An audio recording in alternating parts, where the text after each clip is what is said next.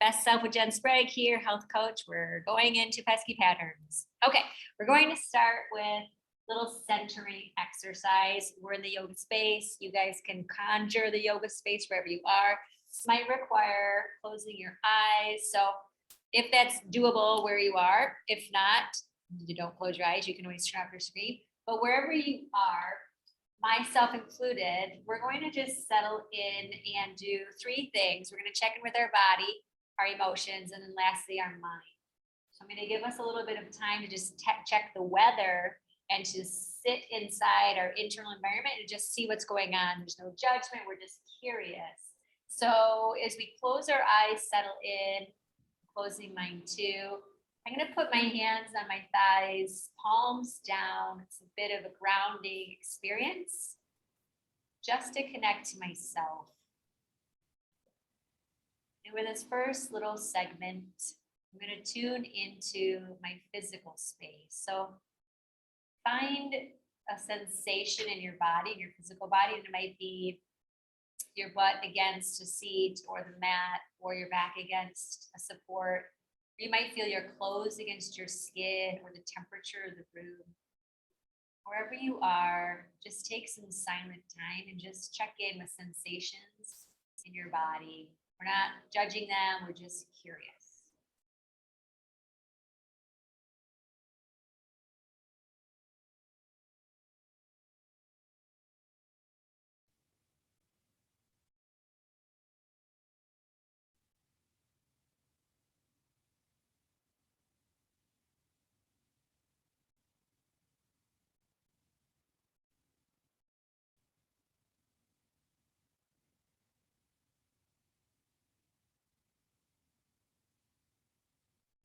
From this space, we're going to move into our heart center and think, or focus rather. We don't need to think. Find awareness around emotions that might be present in your being. So just test the weather on what emotions might be expressed internally. Just be curious.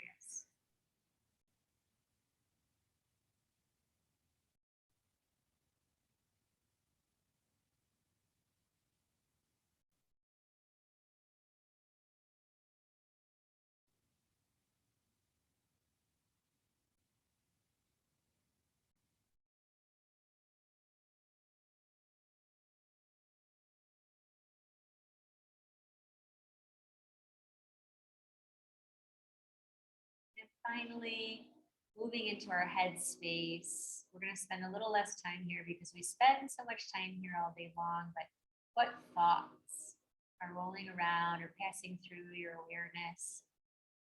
Just noticing them.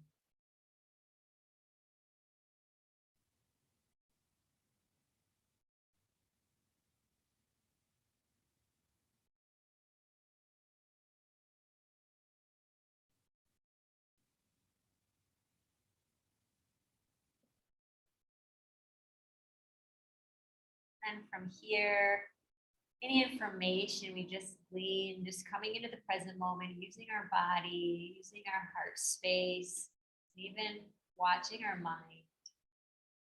Take this presence with us into the next moments that we share together, maybe with an intention to be open, to be looking for insights that might be trying to reveal themselves to us. Even being courageous, even just showing up here and connecting with each other is a beautiful act of bravery, acknowledging.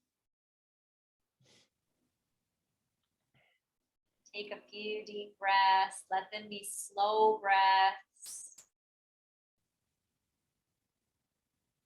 At the end of a few breaths, start to open your eyes if they're not yet open. Take your time.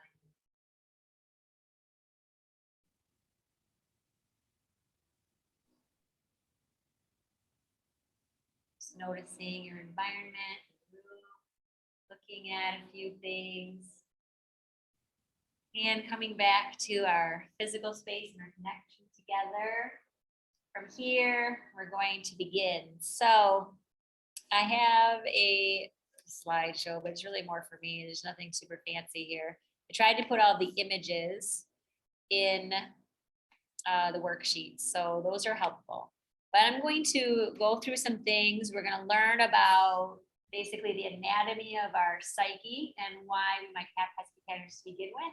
And then we're going to figure out how to communicate with them, and then taking what we learn from communicating with them, and that will help us move past the patterns, heal the root that's causing the pattern, and then be able to make space for something new and behavior. So here we go. I will share the screen and we'll see if this can work. It probably will have like stuff on the side, but that's okay. You'll get the gist and I'll be able to see, which is totally great. You feel free to do comments or raise your hand, guys. Same goes for us. So if anything, you're like, oh, I didn't catch that, or please repeat that or explain that another way, you're speaking another language, feel free to interrupt. Okay, so we have maybe experienced, especially with COVID, crappy experiences. Maybe I sabotage myself. I have these goals, especially this time of the year, and then I just can't stick to them. Being triggered by past events, something small might happen and I just kind of explode either inside or externally. Basically just feeling like I can't control my state. Anybody experience any of that? Past. All right. I mean, I know exactly what you're talking Yes. about. Something I'd like to be able to how I Awesome. react to people. So Right. differently or set things better. Absolutely. Okay, so here we go. We're going to get into our destructive patterns. You guys already heard a little bit about me. I was in this cycle of stress, and just like Janet was saying, her natural state was trauma. My natural state was anxiety and stress. And I was like, no, I'm a happy person. Like, that's not me. Practitioners would tell me anxiety, be like, no, your adrenals are messed up. No, that's not me. And then eventually it clicked. It's like, oh, if this is anxiety, then yes, I'm here all day long. Yes, I am anxious. So that's how it happened with me. It took me a long time to figure out my patterns. And then once I found it, I didn't know what to do with it. I was like, okay, I just won't be stressed at work. That doesn't work. That's not a thing where you're just like, okay, I'm going to stop doing that. I can say that that's true. Anybody else been like, I'm going to stop doing it? And okay, so yeah, we don't even spend time on that, but here we go. Some of the patterns, if you ever feel, and this is going into the emotional body, like I'm not good enough, I don't belong, maybe I'm not worthy or I'm not perfect, I'm insignificant, not capable, or I don't have the capacity. These are some things, and then I might read through them one more time to see if any of them kind of sting a little bit or ring a bell or resonate. There might be more than one. Not worthy, not good enough, I don't belong, not capable, or I don't have the capacity, I'm not perfect, or I'm insignificant or invisible. Don't have to share any of those, but just recognize these are common patterns that humans have, and they stem from childhood.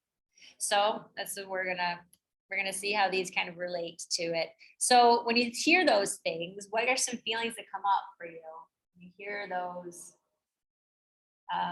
states of being? For me, it was always like, oh, I'm not a good wife, so I'll just try better. Right? Just try better. I'll Yelling try and better. Screaming. And these must be me. I'm not good. Yeah, I'll just make things 100 times better. Right? I feel you. That was my mom. I Yeah, understand that was my mom too. So that There was- you go. yeah. Yes, That was exactly. And you know, that's a beautiful thing to bring up. Thank you. It's that patterns are often inherited. And so there's no shame that we're going to get to. There's no shame in my personal pattern. There's no shame in a pattern that my family passed on to me. And that's new. That's new ground to walk on, because I've always felt shame for them, and our culture kind of, it's something that naturally happens. So we're going to get through that too. So thank you for that share. Okay, so at this point, we've thought a little bit about why we're here, why we want to change. Now it's time to daydream and experience for yourself internally in your mind. You're perfect, version of you. And by perfect, I mean somebody who's always growing. We're never going to reach a perfect state, and that's not even a thing. But if I was going to be my ideal self, my best self, who does that look like? What do I look like? And you can close your eyes. This is my favorite thing to envision at this point in my life. Maybe next year, a year from now, my version of myself when I worked on some of these things and I've accomplished my goals. Who am I? What do I look like? So this is your desired state, your goal, who you want to be, your true self.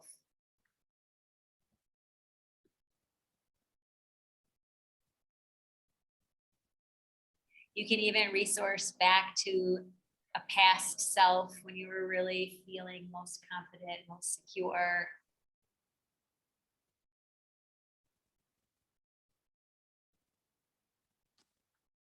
And as you imagine this version of you, maybe she's standing in front of you. What does she look like? How is her posture? How is she holding herself? Expression on her face. And how is she feeling?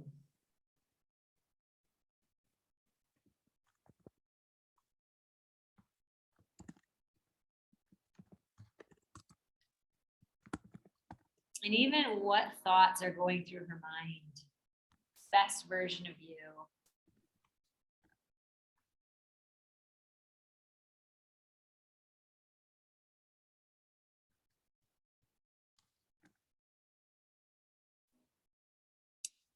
And keeping this version of you kind of present in the corner of your mind, you can come back into our space, take a breath or two. Just appreciate that version of you, revealing herself to you, reminding you of her. If there's anything that you'd like to jot down about her, you could do that, but she's in you, you won't forget. Okay, so why don't we already behave like that? Why don't we already have the things we want or behave the way our best selves behave? So here's where the patterns come in.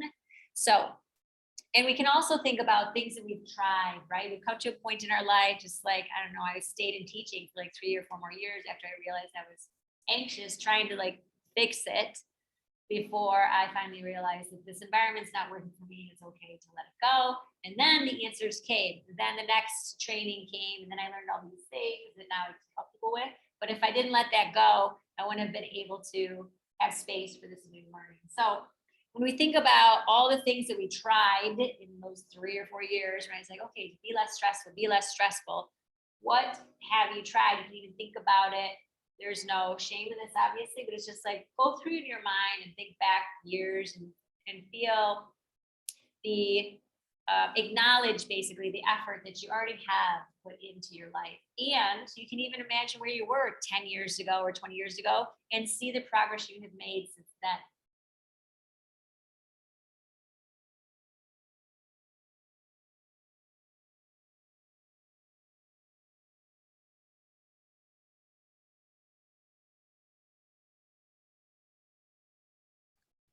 And just appreciating strategies we've tried, supports that maybe we've given ourselves or we've sought out, or even just the sheer effort, the sheer will of like, I'm going to do better, be better. Then we think about, you know, if something gets in the way, I sabotage myself, or that pattern comes back, or I have a setback. And it reminds me of some analogies for thinking about a flowing river, and I have some boulders in the way obstructing, and there's these rapids now, it's turbulent, and the water is gushing around, versus a part of the river where it's free flowing. And if I'm thinking about my life where I'd like to be in a situation where life is free flowing, synchronicities, there's events that just kind of line up one after the other. I put effort in, I give my best, and I'm rewarded for that. Versus I'm trying so hard and I'm bumping up against this boulder, I'm set back. So that's the kind of experience I'm searching for. I like to flow with ease. This other analogy that I've heard before, I love this. It's like there's a cork. My best self is like a cork. There's something holding me under the water. And if I could just remove that baggage, I will float up to the top, and at the top is where I share my gifts and I'm living my best life. So what is it that's holding me down? Can I just stop with the baggage, release that so I can float naturally to the surface where my best self lives, right? My true self is. So when you think about that, there's these patterns that humans go through. They either get stuck and they can't move forward, or they make some progress, but then they fall back. They oscillate, make progress and then go back, make progress and then go back. So if you've ever experienced something like that, be normal, human, so you're right on track. That's probably what you should be experiencing. Okay. So just being comfortable with, all right, this is human nature. I'm not, there's nothing wrong with me. This inner landscape, this is where we're going to be exploring. And your inner landscape is basically an accumulation of all the events you've experienced. And we all have our own unique pathway and our own history. So even the good events shape us, but we often think about the traumas that we've lived through, the struggles, the chaos that we've survived, and those types of things are part of our inner landscape. And there's nothing wrong with them. They've shaped us and helped us become the person that we are today, which has a lot of resources, a lot of wisdom from those things. But now, how do I take the wisdom from even the good events, but the traumas and the chaos? How do I take that wisdom and move forward without all that resistance holding me back? That's where we want to get to. So when I think about the traumas and the chaos, and when I was small and started to think, oh my gosh, I'm not as good as that person, or my sibling is better than me. Those are some of the experiences that begin to shape how I'm going to behave as an adult. And so recognizing those, going back with a gentle curiosity, not with a, oh my gosh, that's when I effed it up and my whole life is screwed, because that's kind of where culture maybe, and even myself, like beating ourselves up has happened in the past. And now we're going to let that go. We're going to take a new approach today. So when we think about what I have here and probably what it says on your sheet, wounds. And when I think about wounds, that's something that like an imprint from a trauma, and traumas are perceived. So even if like two siblings, maybe they're even twins, they have the same situation, the same two parents, one might view a situation as, oh, that's a bummer. Like I was crying and the phone rang and my mom answered the phone instead of coming to help me. One twin might think, oh, no big deal, I'll just play with my toy. Another twin might think, I've been abandoned, I'm not good enough. When I need help, nobody comes to help me. These are the types of things that, even if it doesn't seem like, oh my gosh, I had such a good childhood, what's wrong with me? There's still perceived traumas that leave an imprint just as strong as, I was left on the side of the road, or I was, sexually abused. These are types of things that doesn't matter the event. It matters the meaning that was created at the time of the event. That's the wound. So the actual context or the content of that event is not very important. It's the meaning that my little self made, either about myself or the world. The world is not safe. I cannot trust people who are supposed to care for me, or everything is always working out for me. I'm loved by everybody. Those are two different beliefs about the world that a youngster can have. They're going to dictate, basically, those beliefs will dictate their behaviors, and eventually that becomes their identity. And Kim spoke about her identity and how, working all those years in that pace, it becomes your identity. And then it's very challenging to change, because the identity is part of our personality that doesn't want to change, because there's a perception like of ego death. And so that identity clings on and it will recreate the pattern, even if you change your job, which that totally happened to me. Like, I quit my teaching job, and from my training as a coach, I knew I was going to take my patterns with me. So I was ready. And I was like, and it did happen. Like a year and a half in, I was so busy and so stressed and divided attention, just like a teacher, just scattered with attention being pulled in 16 directions. I could see it. And I was like, all right, can't maintain this. So we need to back off. And it took me like 6 months to start weeding out things, and the commitments that I had made, responsibilities I'd taken on, so that I could get back to something that's manageable, but I could totally see it. And I needed that experience to kind of validate for me and what my clients go through too. Like, just because I quit my job doesn't mean I'm going to be all better and be my best self. I need to actually go through, why do I do those things? What am I trying to prove? For me, it was about proving stuff, my worthiness, being good enough, and like I have to work harder than other people. So those are some beliefs that I picked up and become aware of only when I go through the actual experience of being, holy cow, I'm overwhelmed, I can't keep this up. So that's why it's easy to say, like, oh yeah, this is my best self. Why can't I just be her? It's because there's parts of us that have evolved out of a wound to solve a problem. If I was young and I perceived my brother to be better than me, oh, things happen easy for him, I had to try hard. So that becomes my belief. Then if I'm not trying hard, then my belief must be wrong. And so therefore, that's impossible. So I basically have to prove my belief right by my action. So then I will try really hard to do things to prove myself right. So what I need to do is go back to that wound, see the belief that I'm not as good as, and ask myself, my adult self, with all of the faculties developed now that my little self did not have access to, am I really not as good as other people? And that's where the belief is shifted. And that's where we can take that new belief back to the youngster, that part of us that grew up, survived their childhood, and adapted a personality trait that helped them live through it to make sense of it so they could go on. We get to help that little one upgrade her belief so that then she can behave differently. So we're not getting rid of that part. We're just asking her to think differently, and we're showing her evidence that things are not the way she thought they were. And we're thanking her too for coming up with that strategy because it helped us survive to make it to where I am. So that's basically the premise and the breakdown of a wound and how that actually affects us as adults. The wound creates a part of us who adapted some behavior to solve a problem.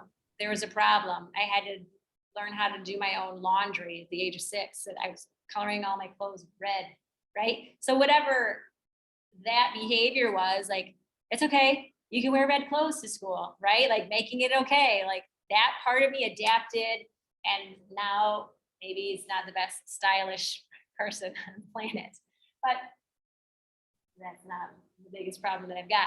So at any rate, a wound, a perceived wound, is going to create a belief. And then in order to cope with that belief, we make a behavior that is going to help solve the problem. That becomes our identity. Jenny is the straight A student who, you know, is responsible compared to her siblings who have a different identity, made different meanings out of their chaoses. So all of our parts too. I have a brave part. I have a childish part. I have a protector part. I have a procrastinator part. I have a lover and a carer and a pet lover. So all these different parts, they each have individual beliefs and they each have needs, just like a human does. So the key, if you can think about it, if we have a wounded part, a part who's been trying really hard to protect us, what do you think that part needs in order to shift or heal? You're just thinking, you can just answer in your own head. What does that part need in order to heal? And we're gonna go deep into this question. But basically, we're thinking about each individual part. We can go in depth, communicate with them, and ask them what they need. The second thing that we need to ask them is what positive intention they have for our lives. So even though I might be having, and I want you all to think of this right now, think of some habit that you don't like, that you don't want anymore. So some pesky habit, pattern, some destructive habit. Think of, you can maybe rattle off 15 of them, but think of at least one pattern that you have that you would consider destructive. Does anybody want to share one? I got one. Talk to me. I know it is so, there's like no reason for me to stay up past 11 p.m. There's just no good reason. And I keep doing it. Awesome. And it's like Explain to me why I would do that. Awesome. So that's a great one to explore. A pattern that I have that I wish I kind of did it was I eat a lot of chocolate and sugar. If I'm stressed out or have anxiety, that's what I would like to do. At And least you have the excuse that it's addictive. yes, that it is. It's been an awesome love-hate relationship. But this is fantastic. Staying up too late. I know I shouldn't do it. Why do I keep doing it? Eating all the sweets when I know it's exacerbating the situation. Those little things we can get to the bottom of. And I've tracked mine back. The sugar one, it's a good story. You want to hear some of it? Sugar story? Okay. So picture this. Just kidding. There's like, do you need to go to the bathroom? Okay. Oh yeah. Get yourself a blanket. Actually, you want to just use this one? I'll just use the bolster. As you did not wait any longer. Okay, so guys, story time. Little Jenny, she's feeling whatever she's feeling. She's got two brothers. Her parents are on the verge of divorce, la la la. And mom doesn't have a lot of sweets in the house. Like maybe you get some cookie after dinner, right? So sweets become like the holy grail, right? And to top it off, there's this candy store that's through the woods, over the railroad track, past like the junkyard, and then over onto this oasis, and then there's the candy store. And the older brother, who she adores but also hates because he's a jerk, but you know, she wants to be just like him and all that jazz. They go on adventures together to this candy store. And so it's like an escape from what's going on at home. It's adventurous, it's connecting with the older sibling, and then there's candy at the end. So to me, this was like a huge like crying aha moment. I was like, I just wanted to be loved by my brother, or you know, something like that. On top of like lots of reasons. But when I had a candy drawer as a teacher, the drawer was the birthday candy drawer, but it was Miss Sprague's candy drawer. So 4th or 5th hour comes, she's dipping into that drawer so she can get through the day. That makes sense. Because how did she escape as a kid? She went to get some candy. So that was a coping mechanism that worked for little Jenny. Solved the problem, helped her feel emotionally better, helped her feel connected with her family, which is very important as a human. So it was meeting a lot of needs. So there's no wonder that she got addicted to candy or would always seek out candy. That was the thing, right? So that's an example of something that a behavior that a young mind that's not fully developed and doesn't understand the context of parents and marriages and what's going on and internalizes and blames themselves for things because the kids don't know any better. And that behavior that she took on solved the problem back then so well, perpetuated throughout her entire life.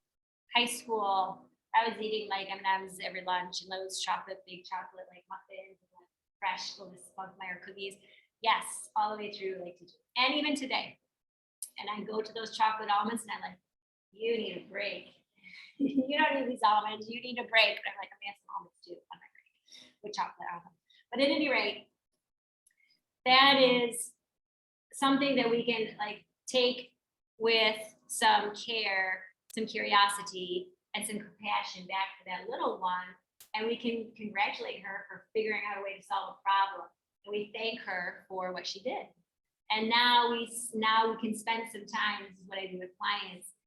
We spend some time doing some deep inner work where we explore different wounds that are causing some behaviors, but then we love up that little one and there's exercises to do where you actually bring the resources that she didn't have access to her, and you help her change her beliefs and feel the way she needs to feel, and you let her off the hook, and your adult self will step up and say, you can relax, you can play, I'm going to take care of both of us.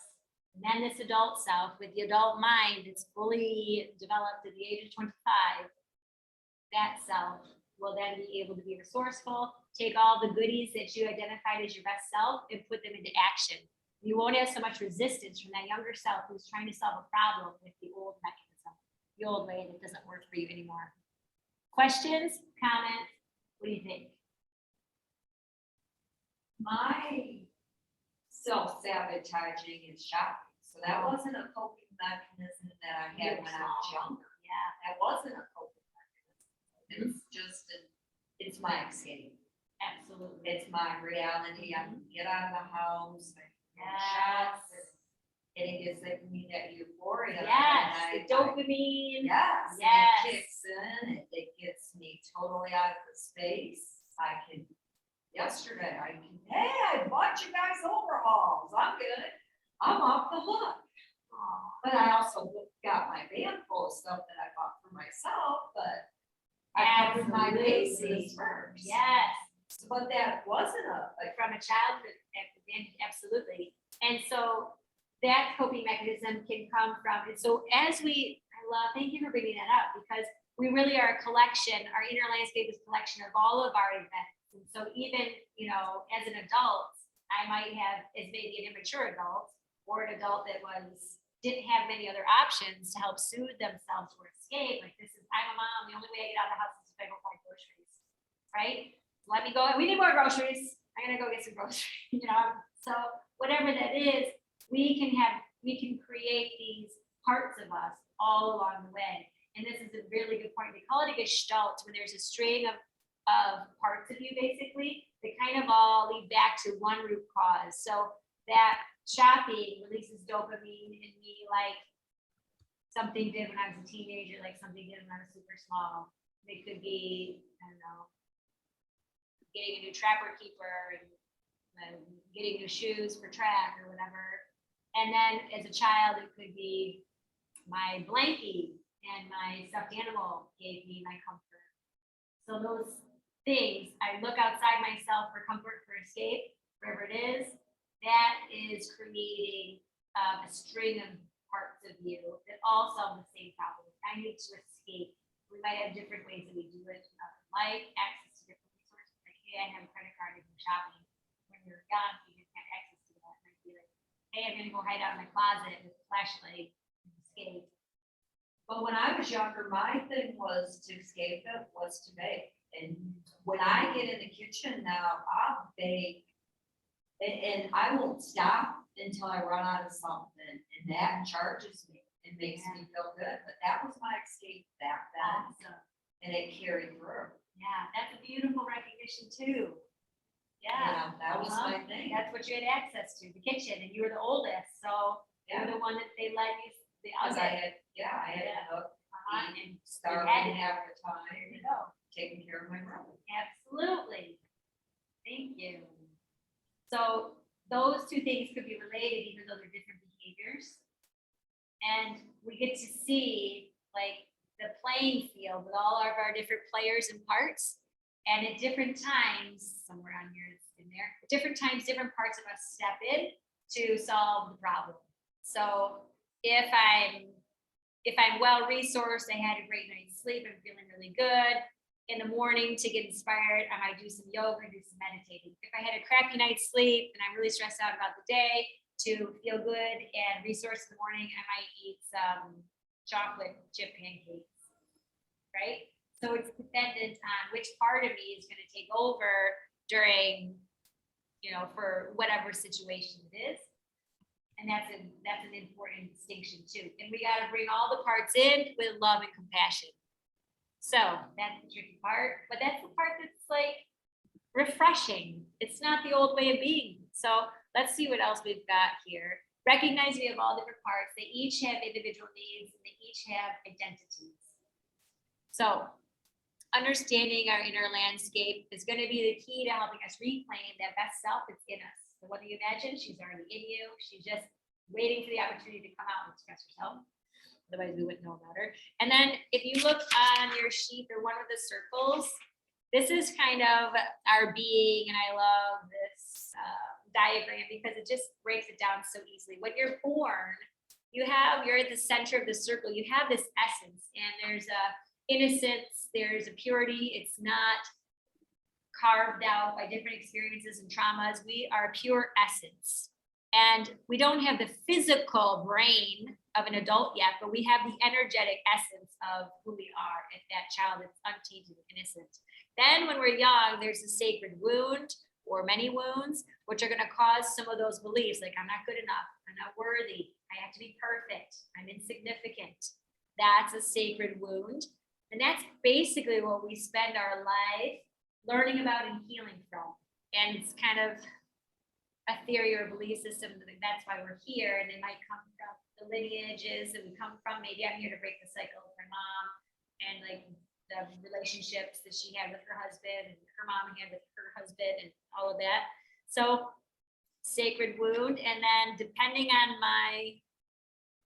the choices that I make through my life, I will heal it to whatever degree I heal it to. And there's no failure in my work. And so even like my dad, who doesn't choose to do a lot of inner work, he is not going to die a failure. He just didn't complete some of the learnings that he could have if he had made different decisions. But the decisions that he made affected his children. And now I have a sacred wound, but it's actually a gift to me because then I learned about my true worthiness that's not dependent on a father, not dependent on a big brother. And so that becomes a journey for me. And when I claim my worthiness independently of those things, then I can show up in the world in a different place. And it doesn't matter so much what people think of me because I'm just going to be able to be vulnerable and to share and then to connect more authentically and then to help people shift their lives too. So core wound, sacred wound. And then that wound is going to create this personality that we now have. And our personality is a collection of all those parts. And the parts were developed from different wounds to solve a problem. So we create a persona or a part to help with this wound, to help be able to move through the wound. And then there's the outside world. And these things on the side, protectors, inner child, those are examples of some parts. So the outside world kind of helps create in us, it's our interaction with that outside world that creates in us all these personas, all these parts. So that's a lovely diagram of how that works. But then if you look on the diagram, also there is components of a part. So these past events down at the bottom, they lead to an emotion. Babies have emotions, right? So we experience emotions, and those emotions can reflect unmet needs. And then those unmet needs, generally there's a wound there. If I don't have a need met, even today, it's a wound. And so then that's going to create beliefs. And it might be a belief about myself. As a child, they can't survive with a lot of confusion. So children make up reasons why things happen. So my mom answered the phone instead of attending to my crying. And I'm making up that phone is way more important than me. Or I could have made up that, okay, she's doing something else. Let me turn to somebody else for fulfilling my need, right? So that belief is created, and then that's my identity. I'm somebody who doesn't trust people to help me fulfill my needs. I have to fulfill all my own needs. That could be Jenny's like, she's so independent, she won't even ask for help. Then those strategies are created and the behaviors that I do express my identity. So somebody that takes care of themselves and doesn't let anybody help them is doing things, learning how to do all the things, maybe not doing them all great, and maybe getting really exhausted and not being myself. So there you go. Nice little diagram. All right, so we've already talked about some of this stuff. Different parts come through at different times in your life. Parts mostly running on autopilot. This is the beauty of our conversation today. You're here today and recognizing that you're going to bring up these parts into your conscious reality. And then when you say like, oh, there I did that thing again. There I went to those moments again. What is that? What does that part need? And then I sit down with myself. Maybe I'm too frustrated at that point for whatever I'm dealing with. But later on, I sit down and I ask, what was that part needing? What was that part trying to do for me? Because they have a positive intention to help you survive. Little Jenny going to the candy store, she wanted to feel better in her family and feel connected. That was a survival thing. Humans need to feel like they belong. So that helped her survive. So unconsciously, they're there. And when we bring them to light, then we can learn from them and we can give them messages we need that will help heal them. Then we got biologically. So this is encouraging. So when we think about a part of us, biologically, what does that translate to? It translates to a neural pathway that's been well traversed. So the Jenny that is going towards the candy, she's done it thousands of times. The pathway in her brain is super strong. She does it on autopilot, doesn't even think about it. But the good part is that the neural pathways, they're finding with research that they are plastic and we can change them. And that's where the work of doing your inner work consistently over time brings you to your best self. It's not like just becoming aware of this pattern and why it started is going to be enough to change that neural pathway. There needs to be some new neural pathway that then gets worn a lot, and that will become autopilot. But if we don't give ourselves the grace to practice and to find another outlet, for me, when I'm feeling anxious, instead of reaching for chocolate, I go for a walk and I stare at some trees. That's a good one for me, where I breathe deeply. If I don't take the time to figure out what a better strategy is and practice it, I'm not going to use the ability of that neural pathway to change, and it's just going to keep running that way. But that takes time. So biology, the physicality of us is the slowest part. My consciousness might know where I want to go and be there already, but the brain is going to take some time to catch up physically to make this new pathway and make that automatic. And then also regulating our nervous system, feeling your emotions, noticing, let your emotions be your guide. Say like, ooh, starting to feel like riled up. Feel a shopping trip coming on, right? And then it is the ability to interrupt. Okay, before I escalate into something else where I'm actually in the car doing the thing, what can I do instead? This is where some behavior modification can come in handy, and that's where more grace, patience with yourself, and trial and error. Good. But the personality can shift and your identity can change. So that's super exciting. All right. So I love this too. There's a quote. Eckhart Tolle, who was, you guys ever heard of The Power of Now or Eckhart Tolle? Nope. He is an author who wrote a book, The Power of Now and A New Earth, but he basically teaches how to be in the present moment, and that the best self version of you is the present moment. So he just makes this quote, which I love: suffering implies a story. So if I'm not feeling good in the moment, because right now I'm sitting in this beautiful salt room with some people that are like-minded, and I'm not hungry, I'm not cold, I'm not uncomfortable, I have no problems right now. So if I'm sitting here enjoying myself, I'm present. If I'm sitting here suffering in the same environment, that means I must be thinking about a story that is causing me to suffer. Like, oh my gosh, I have so much stuff to do, or I didn't get enough done today, or I'm a piece of poop, why didn't I do such and such, or I should have said this thing and I didn't, or I did, whatever it is. That's my story. That might be causing me to suffer. So I love that. Suffering implies there's a story. And then I just say story implies someone creating a meaning about an event. So if I have a story in my head, that means that I've made a meaning at some point in my life.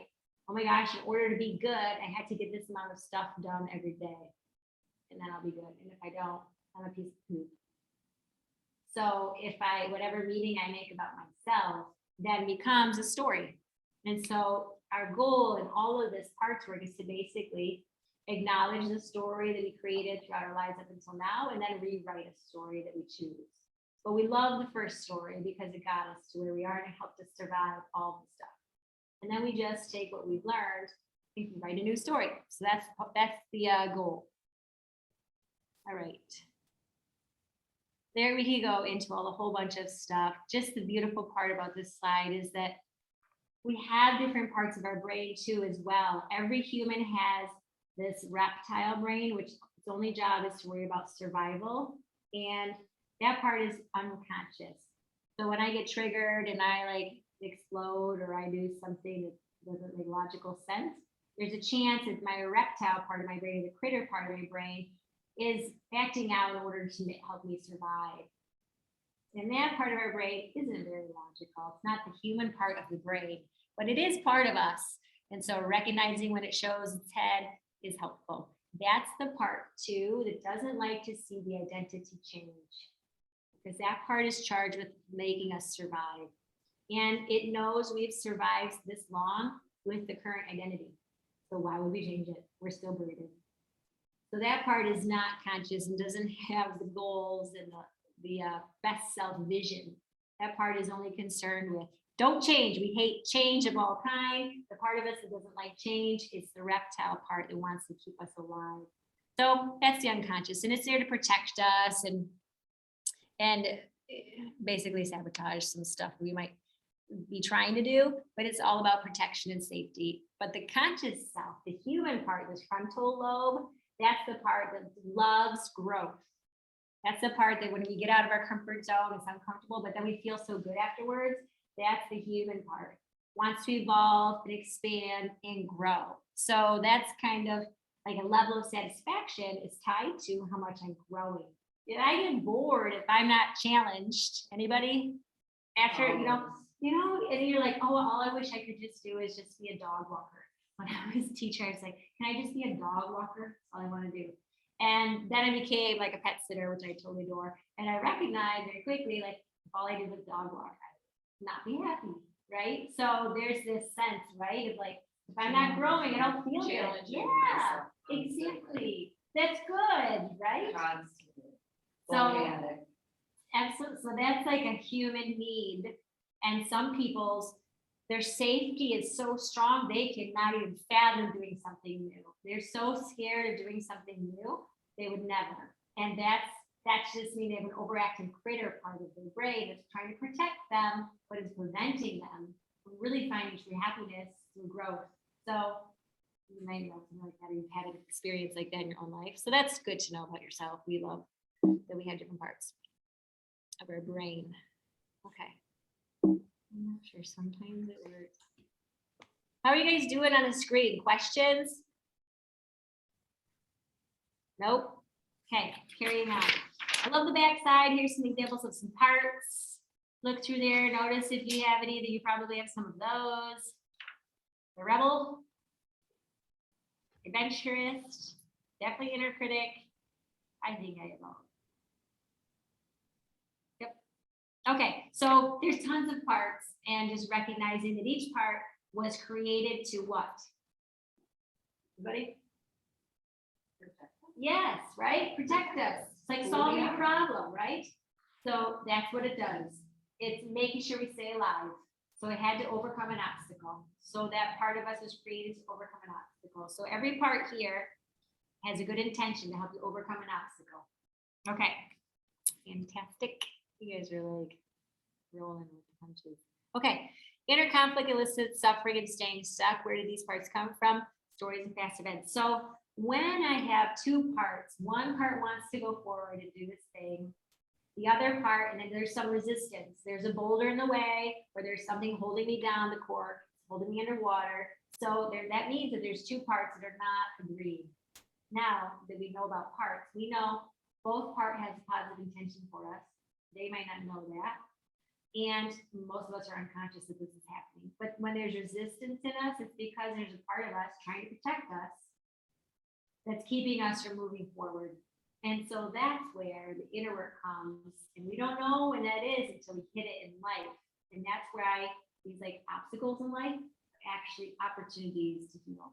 And so my mom, just talking to her today, she was talking about my older brother, the one that I adored and hated.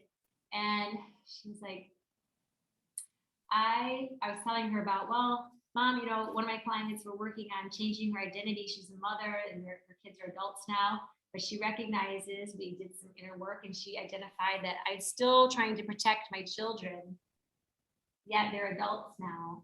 And it's now not her job to protect them anymore. And she's suffering because she can't protect them.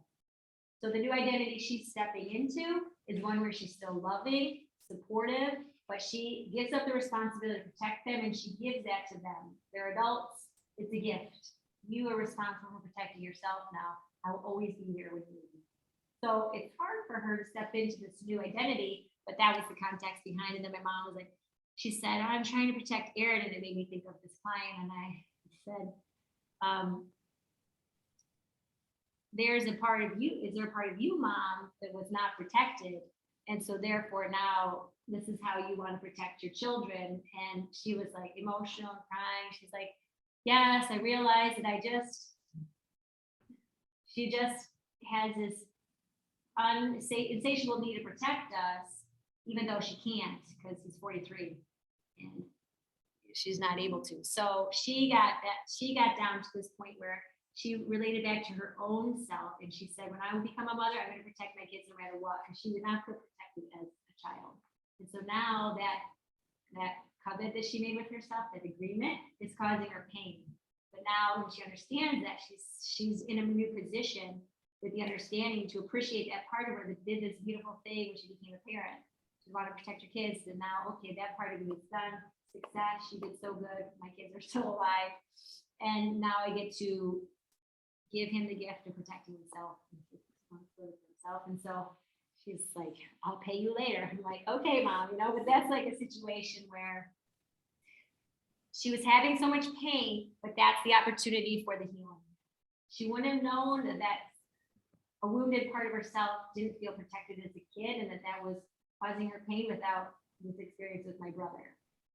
So that pain helped her look back and follow back to where she was not protected, and that left such a mark on her that she vowed to protect her kids, and she's got to look with that because otherwise he'll never do what he needs to do. So there we go. Our current chaos is really our opportunity to heal. So that's why we can welcome in and be like, oh, trouble in my life. Thanks for coming.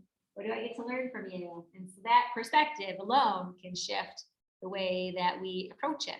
Okay, so we know that all of our parts have these unmet needs. All right. Yes. Okay. So the first step forward, like I just mentioned, is accepting in this unconditional, positive self-regard for all of our parts. So parts that I try to hide, parts that I like shut the F up, like I've had enough of you, all of the parts need unconditional positive regard because they've all worked really hard to help me survive. And so when I can start there, loving all of my parts, and one of my coaches, I've had lots of different coaches, she would do this. She's like, you have to bring it in and hug it.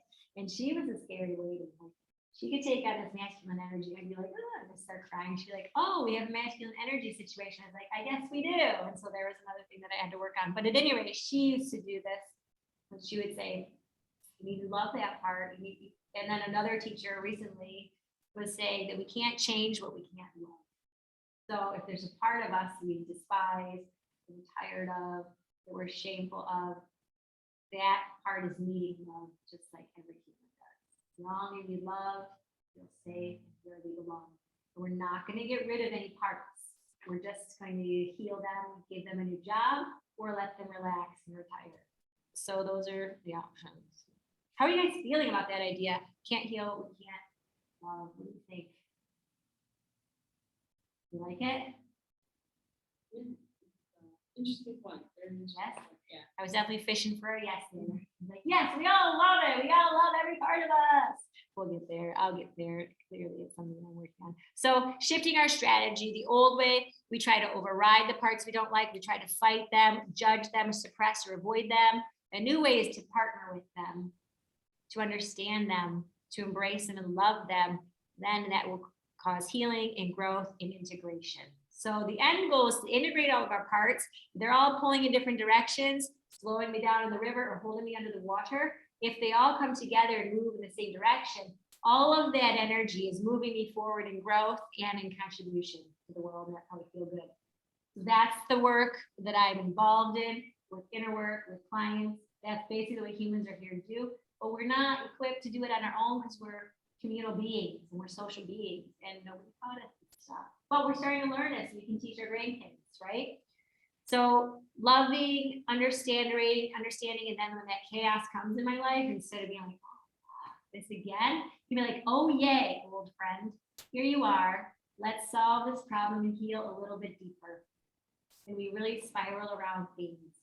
I heal it, and then I'm like going along, cruising to my life, and then I hit it again. I'm like, this again. Instead of being like, I can be like, okay, here's another opportunity. Hello. So that is partnering with it. Okay. Love it. Oh, wait. So I just like these A's. Awareness of our pattern. We accept that part. We allow that part to be heard and understood. And we're going to do an experience like that at the end. And then we acknowledge that it has needs that are not met. And if I can, I will meet those needs. Sometimes they just need to be heard. Party's like, dude, you've been working too hard. You need a freaking break. And I will be like, you're right, I need a break. And then I won't not want chocolate anymore. I'll just go take a nap or like sit on the chair and look out the window. And then I fight the guilty sensation. There's another part of me who's like, if you're not doing something, you're a piece of crap. Like you can't be lazy. Then we have another opportunity. Like, okay, I hear you. We're gonna deal with you another time. We're gonna work on you and I'm gonna understand you later. I know you don't want me to fail, right? And you can say that to yourself. You have these conversations like, I get it. Don't worry, we're not gonna fail. We got this. I'm gonna be much sharper when I take a rest. Okay. Unconditional positive regard, yay. All right, here we go. Now I would love to do just, we're gonna end on like an experience so you can go into. So we have an hour and a half. Are you guys still good with going? We have like 15 more minutes. Does that still feel okay? I feel, let's go. Yeah? Kim's like, what? This is an hour and a half? Sorry. At any rate, you can always turn off the video, but we're gonna go and figure out some of the gold in our story, some of the messages in our mess, and see what gifts we might have waiting for us. So if you want, this is where if you want to lie down or just get comfortable again, take your time to get into a comfortable position. I'm going to ask you some questions. This is just going to be a closed eye situation, totally safe. You're not going to share anything unless at the end you want to share something. Did somebody fall asleep? I feel you. So that's where we are. You get to relax.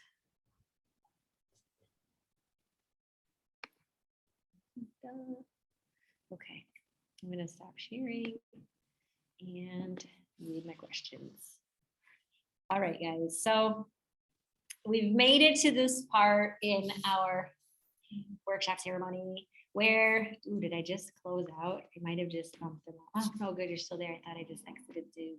All right, so we made it to the part where we have a little bit of understanding and maybe a little bit more appreciation and acknowledgement of all of our quotation mark pesky habits, destructive habits, awful things that are messing up our life, understanding that they have a positive intention for us and an opportunity now here to figure out and to kind of identify possibly what a positive intention could be and maybe what the needs are of this part that are not being met. So just going to start by basically letting our nervous system relax, which means starting with your body, just like we did to begin.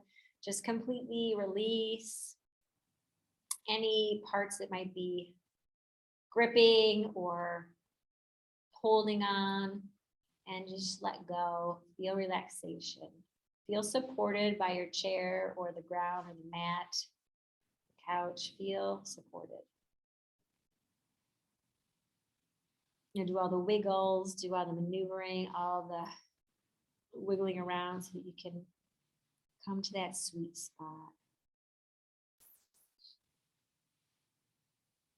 Take your time. And when you're here at the sweet spot, you get to find your breath, move into the chest, the heart space. Just feel the breath, the rhythm is regulated. So feel the chest rise and fall, or the belly go out and come in. Just feel that rhythm.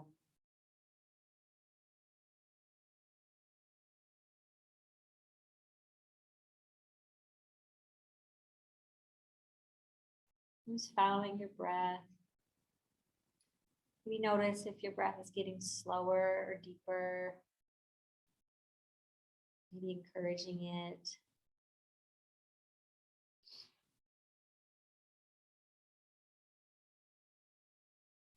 Then I want you to think of that annoying habit, the bad habit, whatever that destructive pattern is, and just focus on one of them. Whichever one comes up first, there's no right or wrong answer. Just find that pattern you would like a shift in.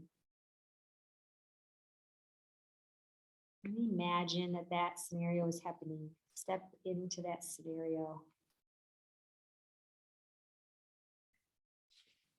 Maybe it's the reaching for the sweets or the staying up too late or shopping if I don't need it or any other pattern. Step into that situation, feel it fully, and start to ask yourself, what are the emotions? What am I feeling right now? When I'm in the middle of this pattern, what are my emotions? What are my feelings? You're just answering that for yourself in your head.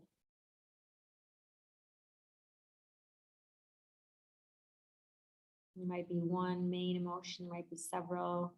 Might be able to rattle off a big old list. Just keep asking, what am I feeling?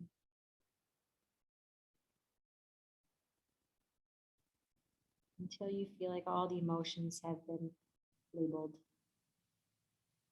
What are you feeling?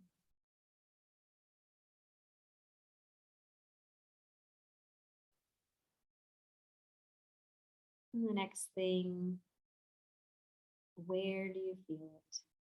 If there was a location for these feelings, where is that location in your body?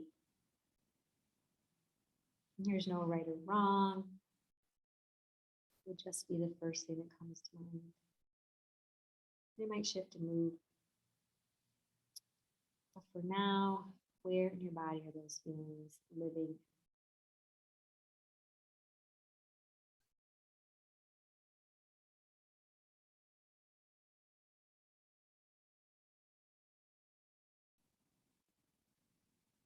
And then identifying these emotions and where they live. We're going to trace them back as far as you can imagine in your life. Follow your timeline back. Just traveling through time, maybe recognizing the situation, that situation. When did you feel like this before? Just keep searching back until you feel like you might have landed on maybe the first time these feelings started to crop up. And it could be blurry, like I don't really know for sure, but maybe this age, and that's totally fine. It might be a time when you didn't have language yet. When did you probably start feeling this feeling for the first time?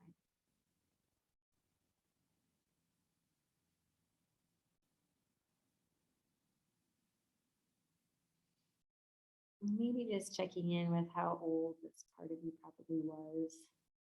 Not really important, but just curious how old this part.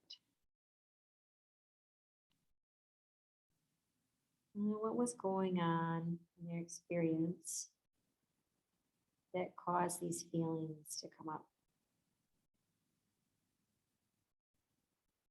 What was going on in their experience that caused these feelings to be expressed?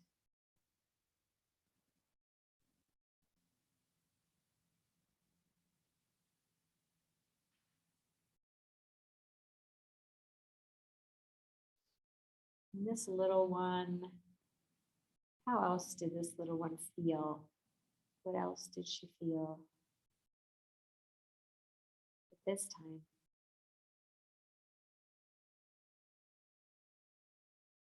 Was that little one able to express aloud their feelings? Was it safe to express their feelings?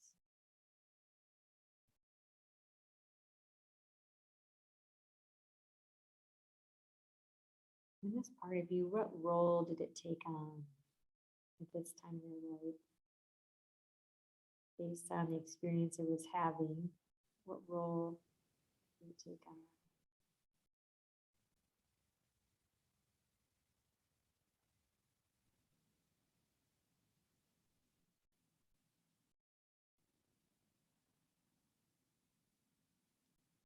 If there's a role that you can identify, now just tracing that role back through your life. When else did this part of you that played this role come up to express itself? When else did this role get expressed in your life?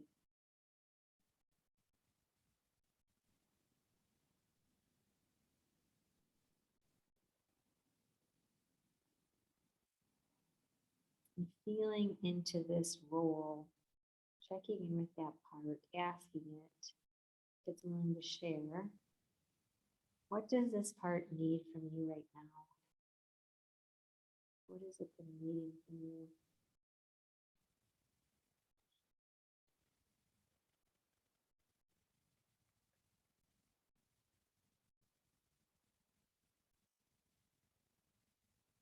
Ask this part if it needs to express anything else. What else does it need? You're listening, you're curious, and you're not judging. Safe for it to share anything else that it might need. Could be physical things, it might need emotional things, just to be loved or accepted. Might need something like rest or more playtime.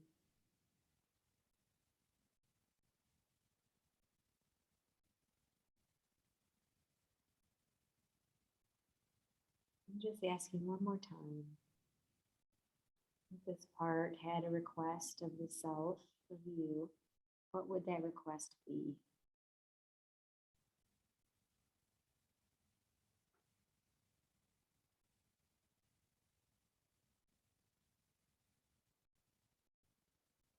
You might even be able to give this part of you a name. It could be a pet name, it could be a silly name, it could be ridiculous, it could be just young you. What would you name this part?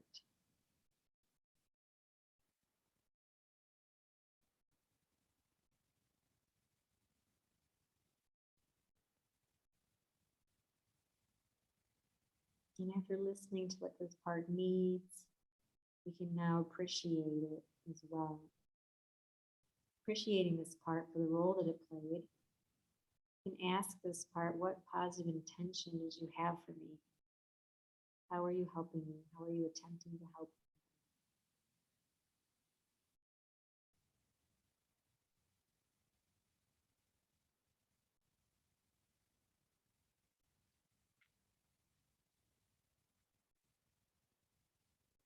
Just giving this part appreciation for whatever they shared with you.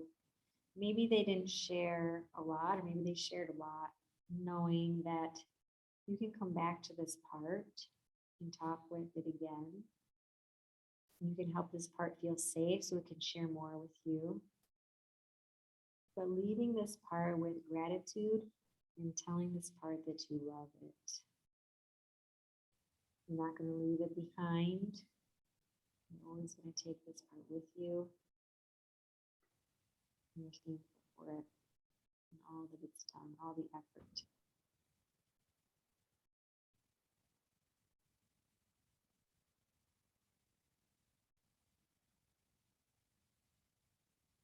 And then just imagining giving them a big hug, letting them know you're here if they need to share more things with you.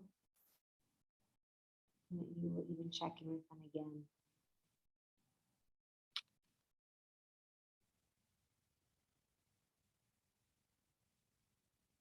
Letting it feel loved and appreciated.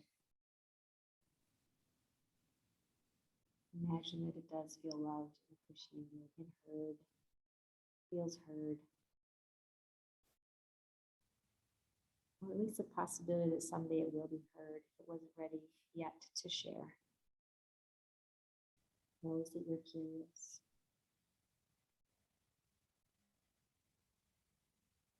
And for now, I'm going to take some deep breaths. Come back into your body, feeling yourself against your support. Feeling that rise and fall of your breath. In this present moment. Bringing all of the messages with you. Whenever you feel comfortable, opening your eyes, but taking your time, breaths.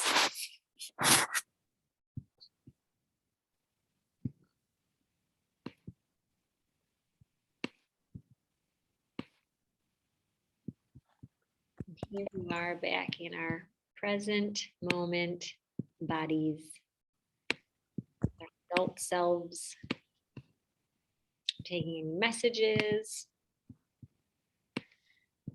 and recognizing what you may have brought with you. Some of the things that might come up when we dig deeper, and this was just a taste of some of this inner work that is available to you. You can visit any of your parts whenever you need to journal, meditate with them, or get some help. But lots of time, core wounds go back to a feeling of I'm not safe, I'm not loved, I need to hide, I can't trust, or I need to be perfect. So some of those might ring a bell, or maybe you could tag what you learned from this part to one of those things. And there's other things too, but these are some common ones that I find: not safe, I'm not loved, I need to hide, can't trust, or I need to be perfect. Those are some big core wounds. And healing from those core wounds requires this kind of work where you listen to the parts, you hear what they need. And if it's physical things that they need, like I do need more rest or need more playtime, indulging. Humans and adults specifically need more playtime. It's one of my things this year. A word I really picked was play, because I just wasn't getting it. I was like, more joy. I have had more joy, but I really need just more playtime. So at any rate, just hearing the message and starting to engage in that behavior that might give that part what they need. Sometimes they just need to be heard. Like, I feel like I wasn't seen as a kid. I feel like I was ignored or told to shut up all the time. And so that made me feel this way. And when you ask it how it feels and it tells you how it feels, that might be enough for healing to occur for that part deeper. So just asking it how it feels is healing. All right, so this is like tip of the iceberg, and you can imagine how every moment of the day, different parts are coming out to play with us. And there's healing moments throughout the day, little ones, big ones, recurring ones. But that's basically the work. I have an acronym here, and I think I put it in your paper, but it's called PLAY. And this is, one of those times where you get creative, you're like almost gonna fall asleep and you think of this. So play, playful curiosity. L, let go and let love. A, awareness, and then allow to give myself what I need. And Y is yes, saying yes to myself, deciding and committing to do the inner work. So for play, the inner child, Jenny, that wants to play more, made herself an acronym. So there you have it. Okay, so mistakes that we often make, we think we can't change, or will change when we reach some results. Like, I'll stop driving myself so hard when this thing is accomplished, or when my kids are out of the home, I'll stop doing such and such. That's some things that we do, and we can change along the way. Trying to heal the current reality without letting go. Focusing on strategies like you might feel like you don't know enough. That could be one thing. Like, I need to just keep learning more things. I just don't have enough knowledge, when really it can be very simple. Thinking that we need to do it all on our own, but having blind spots, working on our conscious mind.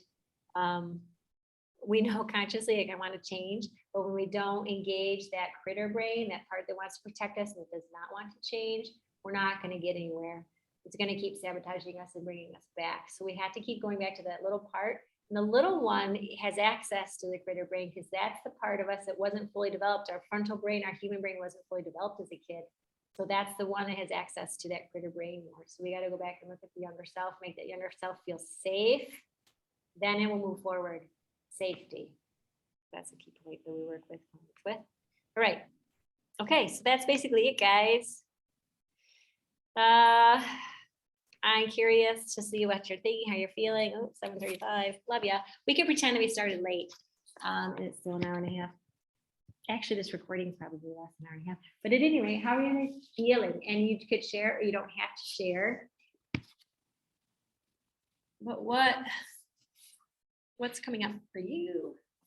Or maybe my favorite thing to ask is, one, you can share like a word that kind of describes your state, like, oh, I'm feeling relaxed, or I'm feeling anxious or hopeful. Or you can share like your favorite takeaway. Shopping's still my survival skill. Shopping It's still your still, survival it's, skill. yeah, I'm just,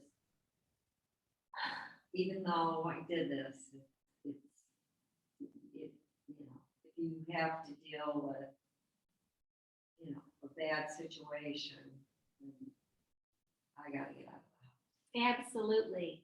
And there's nothing wrong with that. I mean, there's something wrong with it maybe if I'm gonna drive myself into debt, then there's something that's like, okay, let me get out of the house let me have some other way to get me out of the house. But if it's not causing harm, then it's not necessarily a pattern that needs to change. So that's an important thing. It'll change, I think, once I divorce and get away from my There husband. you go. I know, it's just right now, it does cause anxiety. Yeah, absolutely. I agree. And there's like the part of taking care of yourself right now, shopping. So take care of yourself, right?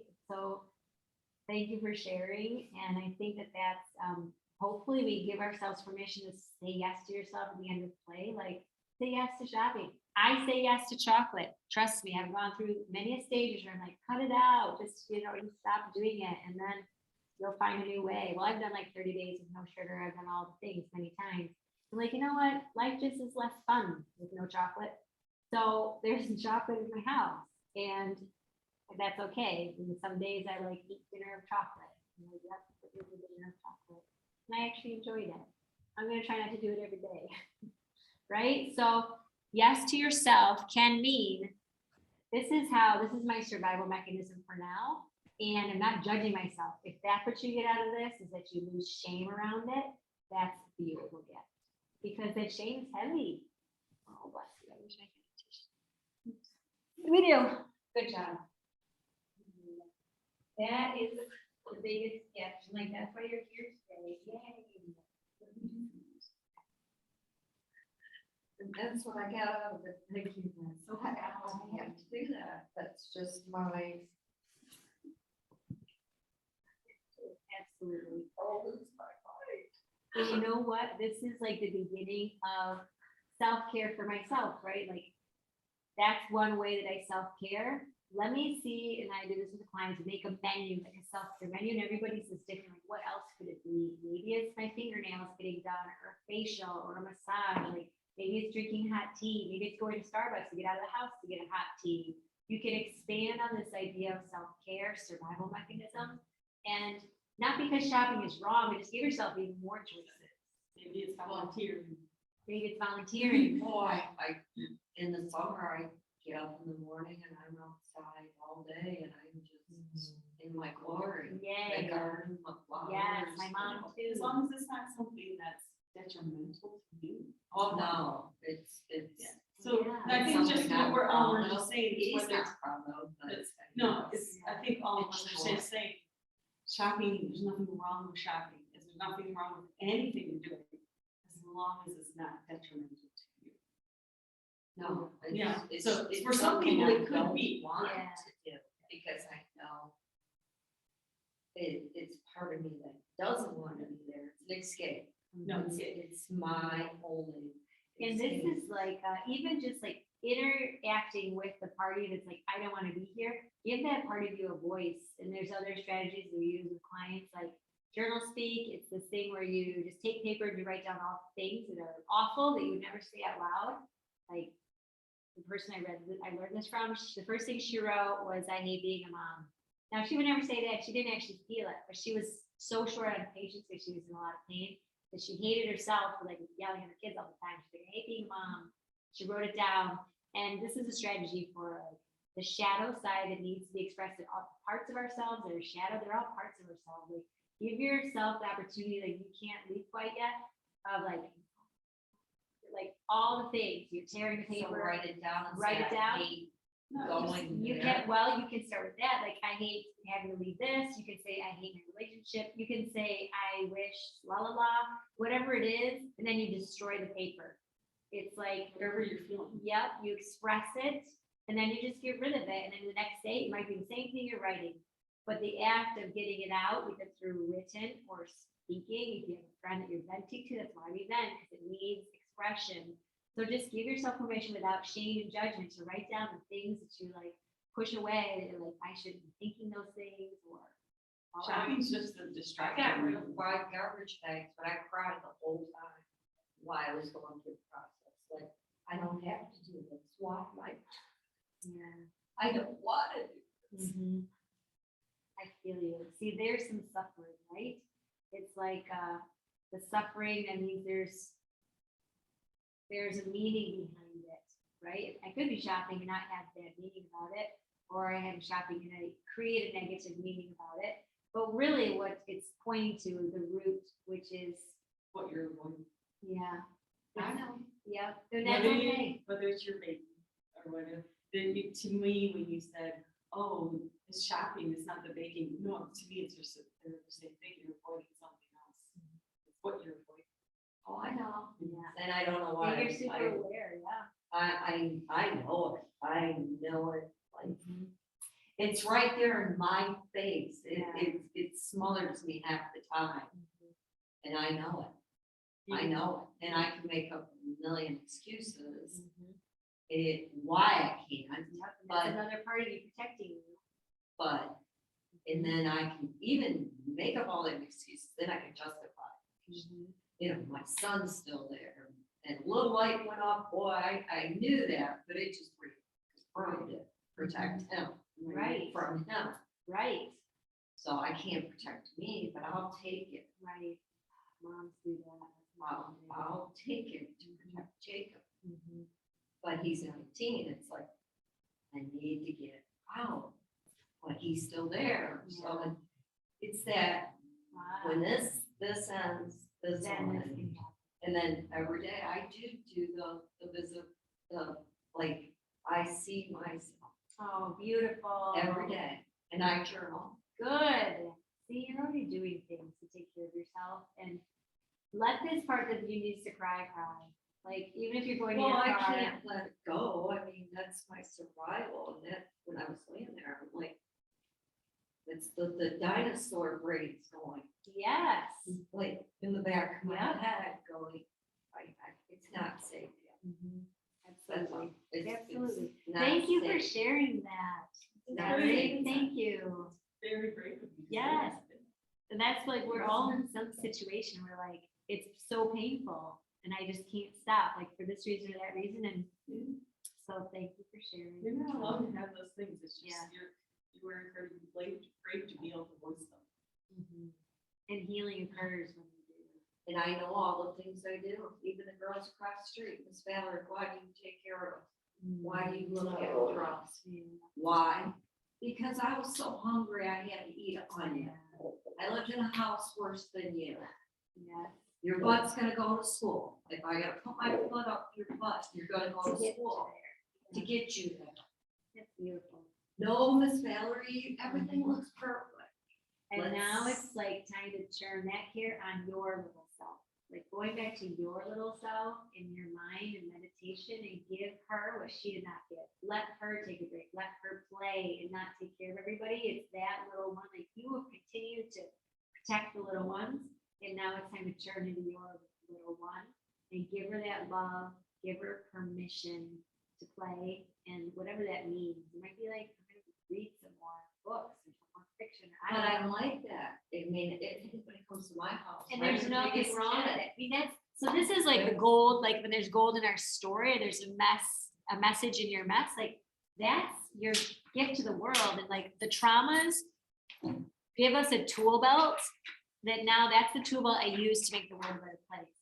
So it's not that you have to stop taking care of people, like that's a gift to give, but it also just points to like, I can give that to myself. And how do I do that? So this is good.